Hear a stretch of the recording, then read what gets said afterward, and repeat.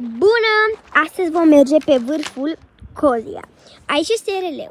Doar, uitați-vă ce frumos era pe jos. Era stâncă și era superb, absolut superb.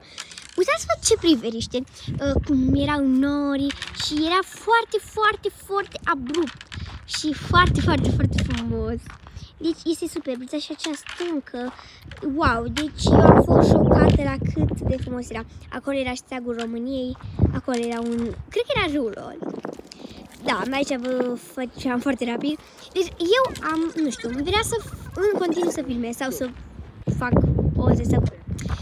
Aici eram aproape de releu și tot mergeam. Așa.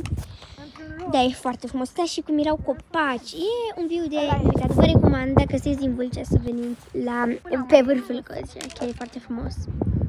Eu am făcut o oră până aici, dar uitați-vă ce frumos e. Și releu acolo foarte aproape. Da. Acum plecăm. Pupi! Pa! Și fiți atenți deja. Acolo am făcut un exercițiu.